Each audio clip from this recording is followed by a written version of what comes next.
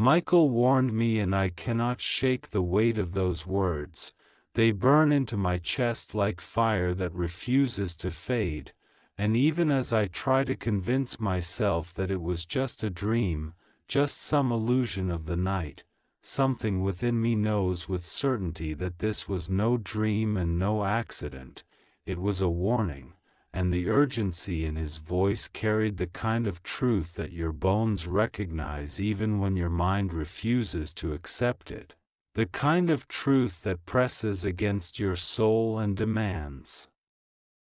You listen before it is erased forever, before the chance to understand vanishes like smoke carried into the dark. He said my name with a depth that cracked through silence. He said it with a force that was not human yet tender, like a being who had seen both the light and the shadows, who had watched me drift too far, who could not let me continue blind any longer. And I remember the way his presence filled the room, not with fear but with an electricity that made every hair stand on end, like reality itself had bent to allow him through. Like the veil that normally hides eternity had been torn open for this one desperate moment, and when he spoke his message it was not just sound but vibration that passed into my bones, into the marrow, so that I could never claim I hadn't heard it, never say I hadn't been told. He said that something had been hidden from me, something that others would try to erase, and that if I did not hold tightly to what he was giving me, then by the time I reached for it, it would be gone, stolen, erased as if it had never existed, and the very path of my life would collapse into emptiness, and I felt the seriousness of it, like thunder rolling endlessly inside my chest.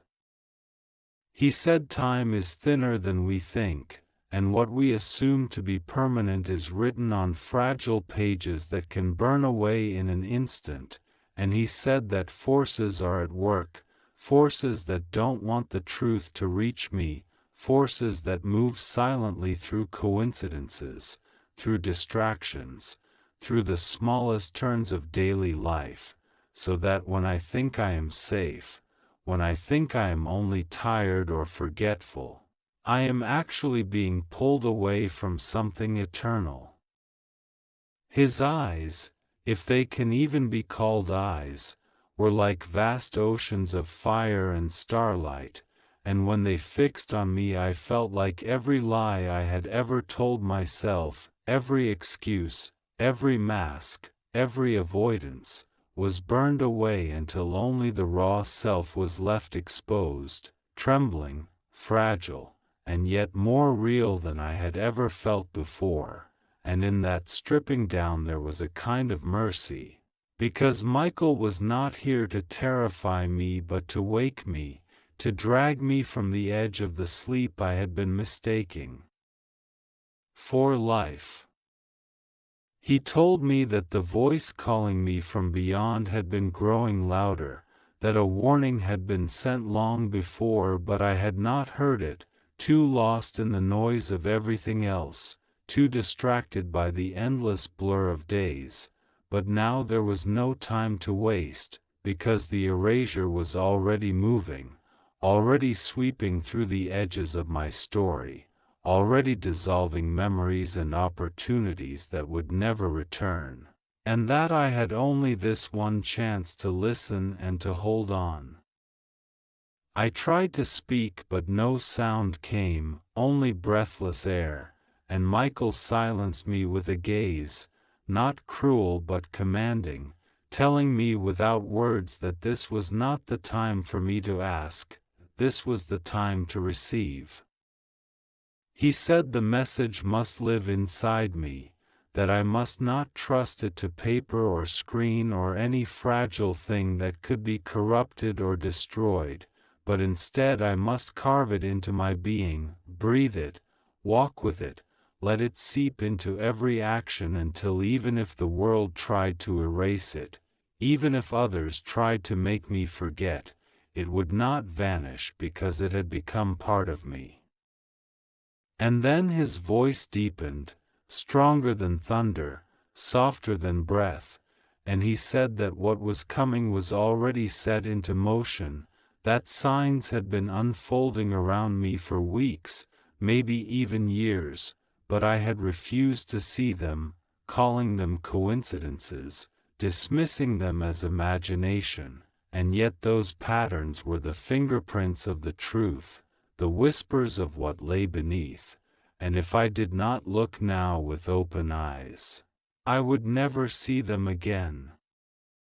The warning, he said, is not meant to scare you but to save you, though saving never feels easy, never feels comfortable. It rips you from the illusion you cling to, it tears away the safety of sleep, but without it you would drift into nothingness, unaware that you were ever meant for more. His wings stretched wide, though not wings like I had seen in paintings, not feathers but currents of light and shadow interwoven, endless, vast enough to contain the sky, and as they moved the air itself trembled, vibrating with the hum of creation, and I knew then this was no vision that belonged to me alone, this was eternal, this was real. He reached toward me with a hand that seemed to shine with a brilliance almost too much to bear, and in his palm appeared a flame, not of fire but of memory, flickering with images, with voices, with fragments of something I had long forgotten but that had never stopped existing, and he pressed it toward me, urging me to take it before it was erased, before the darkness swallowed it forever. My hands shook, my chest burned, my eyes blurred with tears I hadn't known I was carrying, but I reached, because how could I not, and as the flame touched me it did not burn, it merged, seeping into my skin, into my veins, coursing through me until I felt like I was becoming transparent, filled with light, and every heartbeat echoed like the strike of a bell, ringing across unseen distances. Michael said, "Now you will carry it, now you must guard it, for this is not just yours, it belongs to many, and if you fail, they will never know what was meant to reach them, they will remain blind, and their lives too will be erased piece by piece until only shadows remain." I tried to ask what it was I had been given, what truth lived inside this flame, but Michael shook his head, and the sorrow in his gaze told me that if I had to ask, I was not yet ready, that the understanding would come only when I lived it, only when I chose to walk with it through the storm that was coming.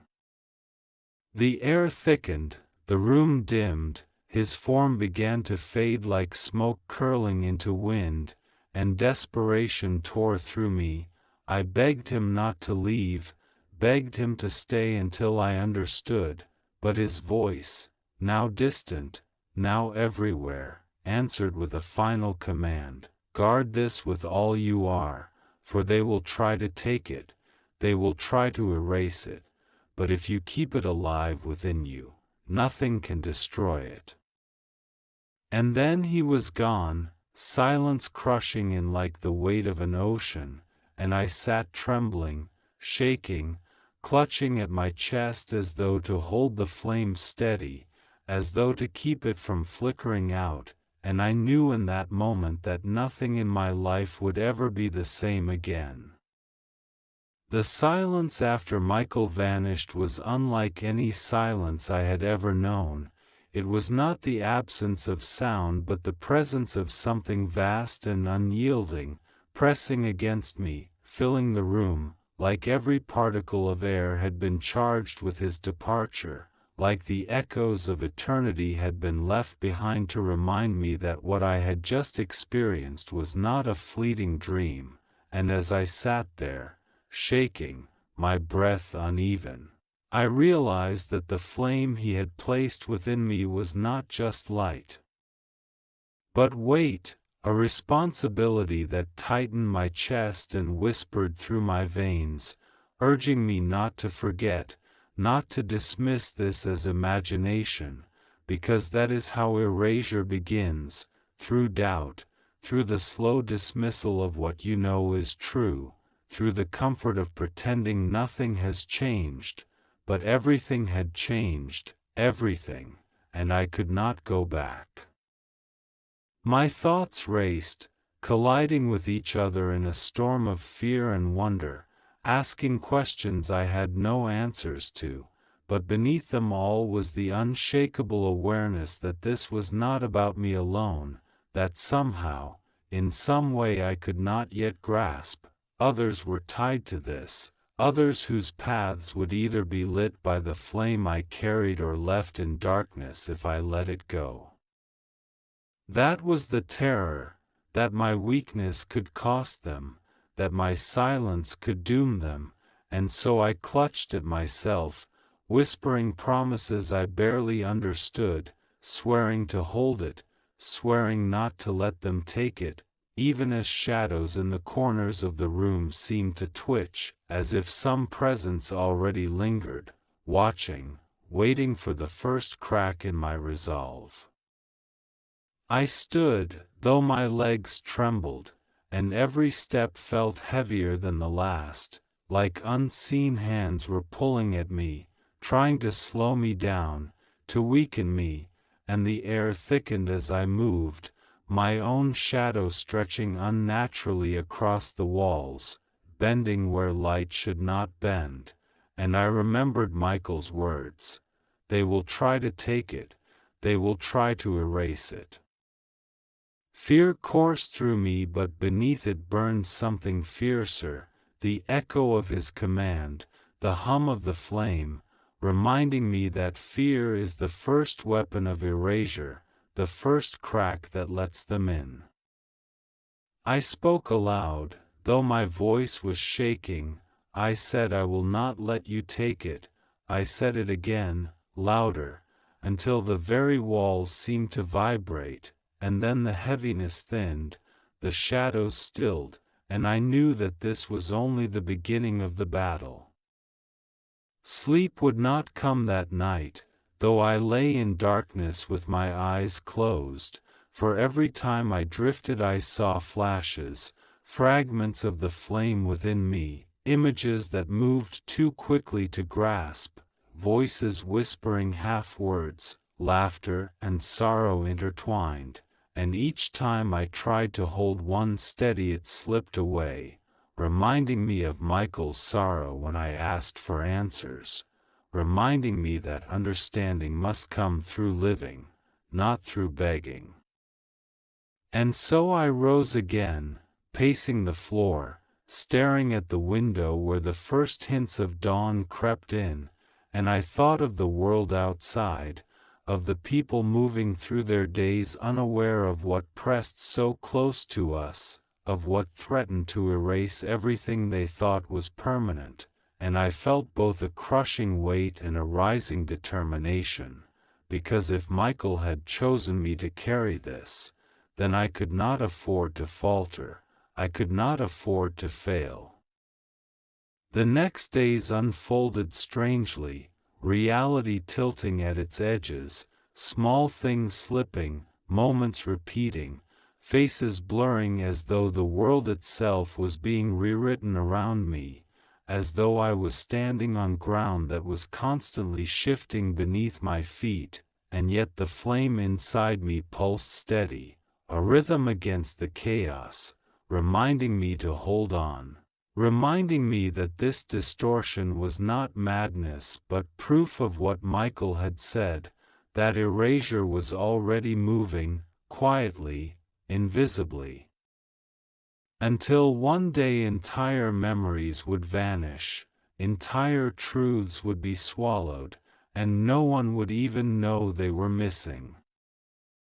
I began to see the signs he spoke of, the patterns I had once dismissed, numbers appearing in impossible sequences, strangers speaking words I had just thought, objects appearing where they should not, disappearing when I reached for them, and with every sign the flame within me flared, urging me to pay attention, to listen, to remember, because these were not accidents, they were warnings, reminders. Threads of a truth too vast to see all at once but undeniable when you allowed yourself to feel it. And then came the dreams, though I hesitate to call them dreams because they were more vivid than waking life, places I had never been yet knew with absolute certainty, faces I had never seen yet recognized with aching familiarity, voices crying out from distances immeasurable, and in every dream there was a shadow, a shifting darkness that moved without form, always watching, always reaching. And each time it came closer until I felt its breath on my neck, until I felt the coldness of its intent, and just as it reached for me, the flame would flare, Michael's voice would echo, not always in words but in a force that pulled me back, that woke me gasping, clutching my chest, drenched in sweat and trembling, but alive, still holding the flame, still resisting the erasure.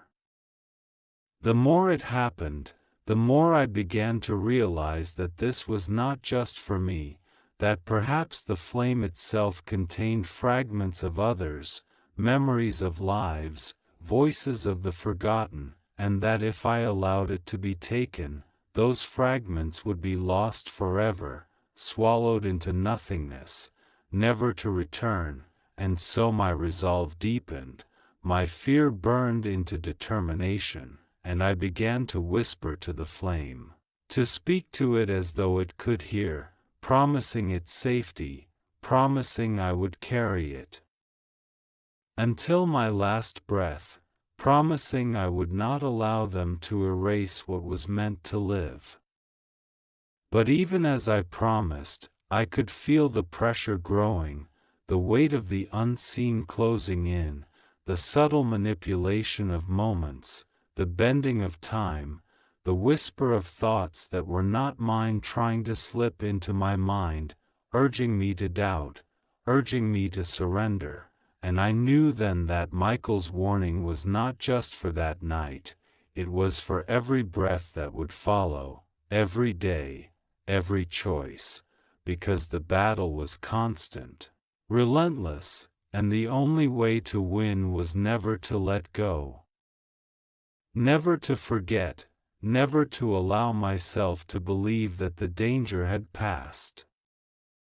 And so I began to write, not to preserve the flame on paper, for Michael warned me not to trust such fragile things, but to anchor myself, to remind myself that I was awake, that I remembered, that I was not falling into the sleep of denial again, and with every word I wrote I felt the flame stir, felt it pulse with approval, as though my act of choosing awareness was feeding it, strengthening it, making it harder for the erasure to reach.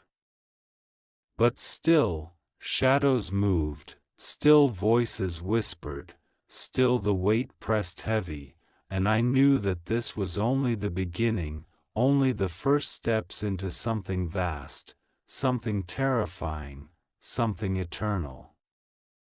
The nights grew longer even though the clock said otherwise, time itself stretching and folding in strange ways, and I began to feel as though I was walking through layers of reality that others could not see, like the world everyone else lived in was only the surface of a deep ocean, and beneath it currents were pulling, shadows moving, voices whispering, and yet no one around me seemed to notice, no one seemed to hear the subtle distortions. No one seemed to feel the weight of the erasure,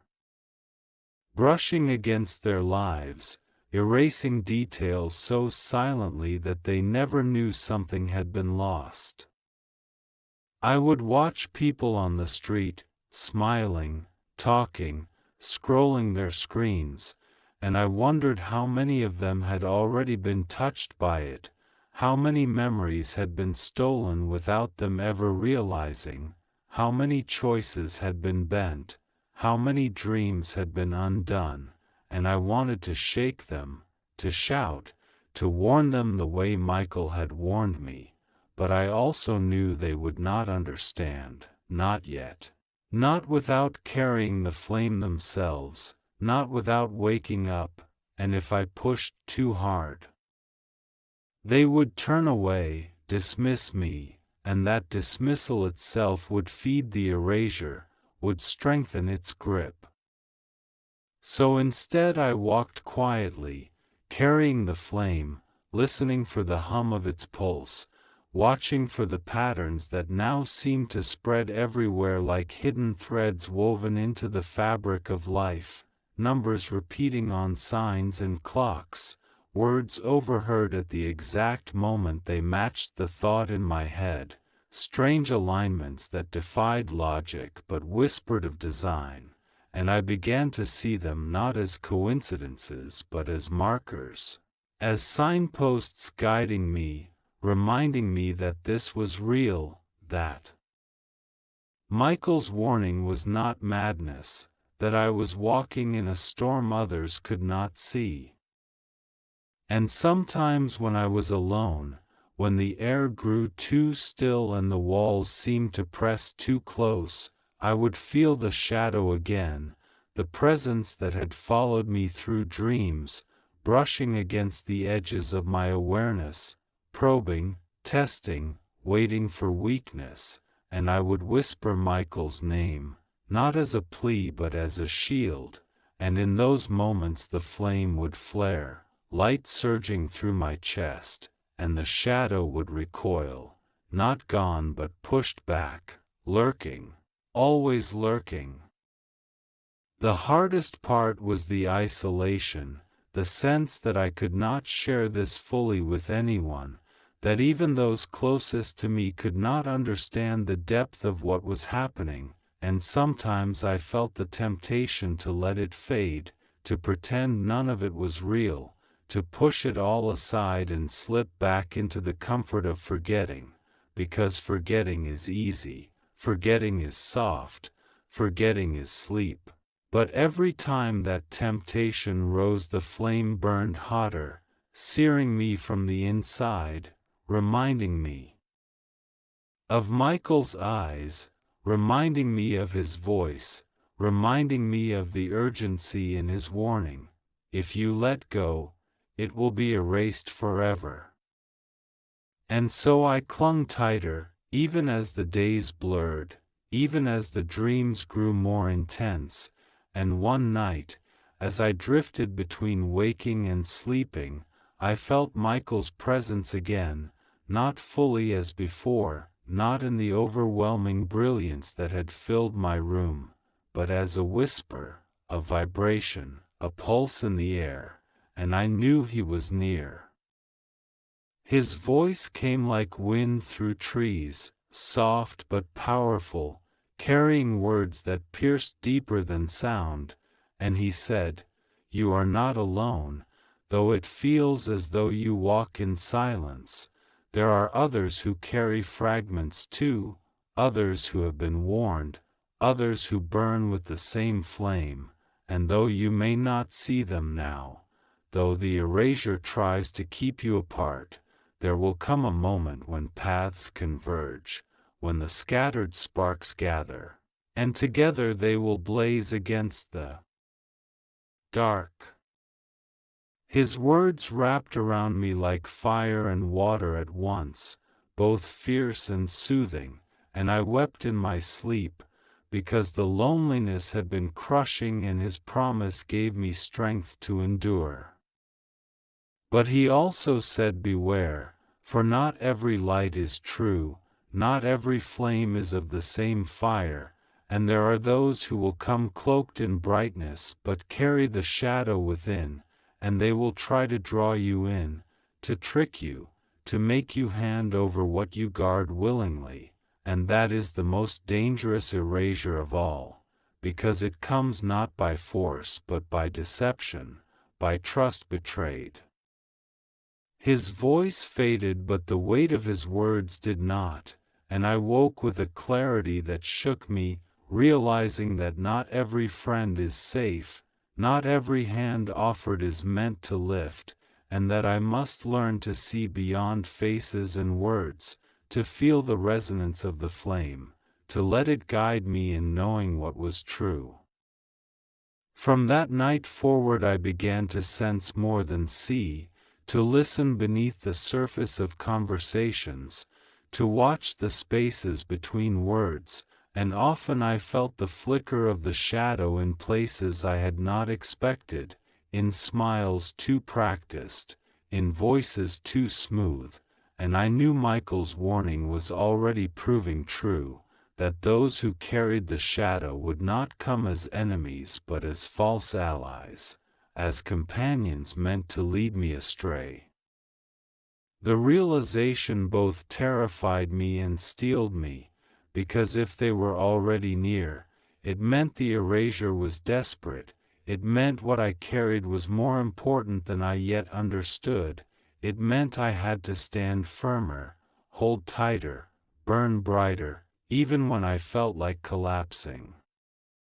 The days became a trial, each step heavy with unseen battles, each night filled with dreams that tested my resolve, and yet the flame endured, and so did I, and though fear still rose, though doubt still whispered, the memory of Michael's eyes, the sound of his voice, the truth of his presence, kept me from surrender, kept me alive, kept me burning.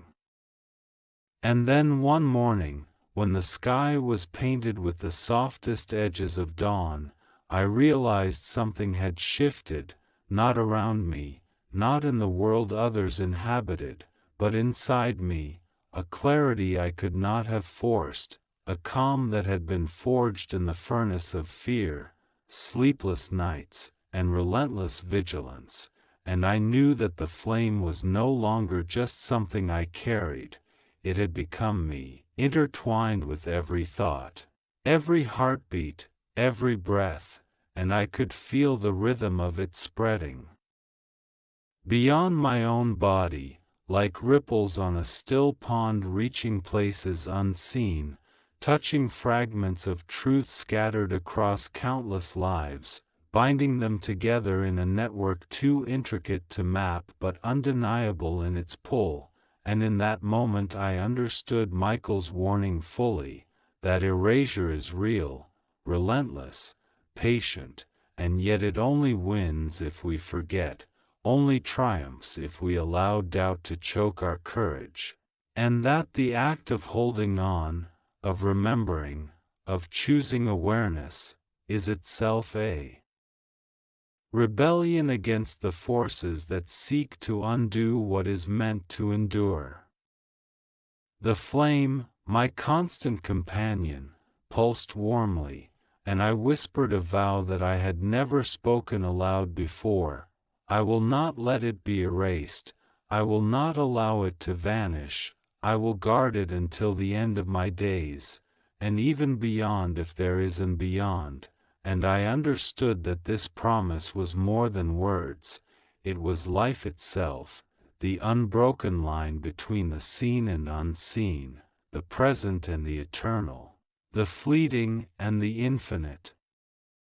And though I knew the shadow was never truly gone, though the erasure would continue its subtle march, though the world would remain oblivious to the battle raging just beneath the surface of ordinary days, I also knew that I was no longer alone, that Michael's warning had awakened something primal, sacred, unshakable within me, and that as long as I carried the flame, as long as I held it close and refused to forget, nothing could erase what was meant to live.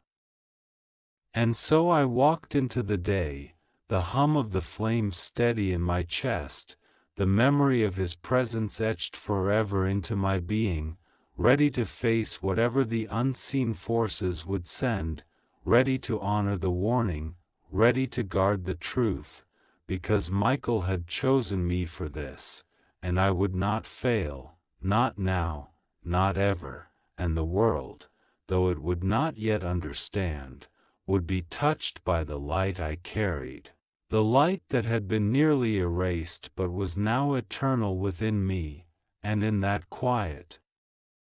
unshakable certainty, I finally knew peace, purpose, and the power of vigilance, and I whispered once more, for the first and last time with complete understanding, I have received your warning, Michael, I carry it, I will not let it be erased, and I will live with it, breathe with it, fight with it, until the end of all days, for now I understand, and now I am ready. And as the last echoes of his warning faded, I understood this truth forever: what is meant to live cannot be erased, and I will carry it until the end of time.